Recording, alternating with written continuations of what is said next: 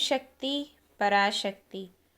तप में लीन दीमक ग्रह और पेड़ के समान खड़े तपस्वियों ने भी अभी तक मुझे नहीं देख पाए, पर मेरे कार्य को शिरोधार्य कर क्रियान्वित करने वाले तुम लोगों के सामने मैं खड़ी हूँ।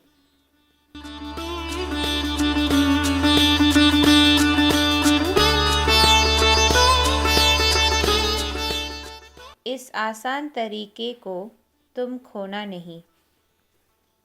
सन 1982 में गोबीचेट्टीपालयम में एक आध्यात्मिक सम्मेलन का आयोजन हुआ, जिसे संचालित करने का कार्य अम्मा द्वारा कोयंबटूर स्थित शक्ति रामस्वामी को सौंप दिया गया।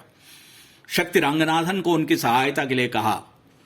श्री रंगनाथन के शब्दों में, मैं बिल्कुल असहज था क्योंकि इसका मुझे कोई भी अनुभव नहीं था, पर अम्मा के एक दिव्य वाक्य ने सब कुछ बदल कर रख दिया। अम्मा ने कहा, तुम मेरा काम करो और मैं तुम्हारा सारा काम करवा दूंगी। मैंने आगे बढ़कर स्वामी जी से विचार विमर्श किया।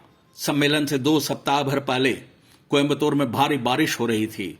यहां इस समय हर जगह कुकुरमुत्ते निकल आते हैं।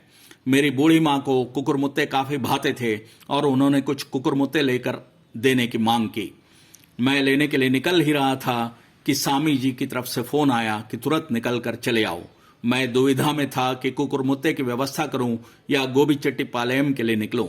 एक उत्तर पाने के लिए मौन के साथ मन ही मन मूल मंत्र जप कर अम्मा की कही हुई दिव्य वाणी ध्यान में आई और मैं गोबीचेट्टीपालयम के लिए निकल पड़ा। स्वामी जी से मिलने के बाद मैं सम्मेलन व्यवस्था में व्यस्त हो गया। अगले दिन कोयंबटूर से जो खबर आई उसे सुनकर रोमांचित हो उठा।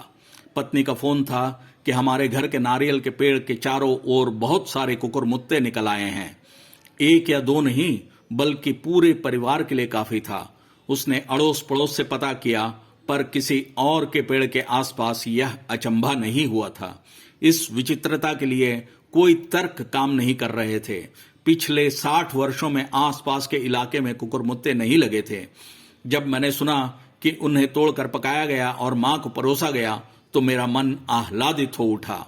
यह तो एक वाक्य है, पर हमने मरवतूर में बहुतों के मुंह से ऐसी घटनाएं सुनी हैं। अम्मा हर वक्त हमारे साथ रहती है, हमारे काम करवाती है।